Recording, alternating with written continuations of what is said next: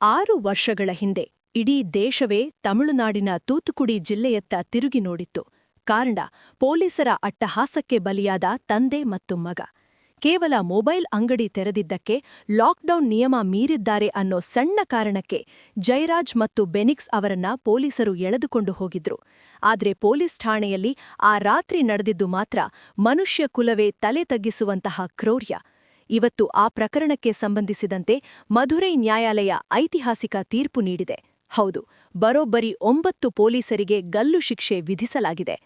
June 19, 2020 ಸಾಥನ್ಕುಲಂ police ಠಾಣೆಯಲ್ಲಿ inspector Sridhar ನೇತೃತ್ವದ ತಂಡ ಜಯರಾಜ್ ಮತ್ತು ಬೆನಿಕ್ಸ್ ಮೇಲೆ ರಾತ್ರಿಯಿಡೀ ಮುಗಿಬಿದ್ದಿತ್ತು.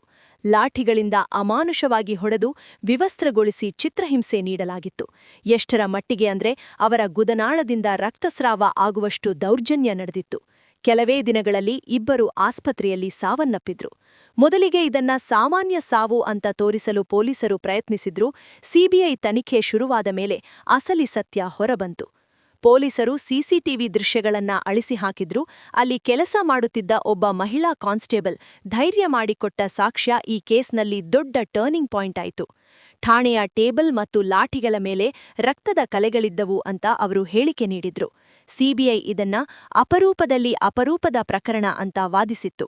ಇಂದು ತೀರ್ಪು ನೀಡಿರೋ ನ್ಯಾಯಾಲಯ ಈ ಪೊಲೀಸರ ಕೃತ್ಯ ಕೇಳಿದ್ರೆ ಹೃದಯ ನಡುಗುತ್ತೆ ಅಂತ ಹೇಳಿದೆ. ಇವತ್ತು ಇನ್ಸ್ಪೆಕ್ಟರ್ ಶ್ರೀಧರ್ ಸೇರಿ ಒಟ್ಟು 9 ಜನ ಪೊಲೀಸರಿಗೆ ಗಲ್ಲು ಶಿಕ್ಷೆ ಫಿಕ್ಸ್ ಆಗಿದೆ.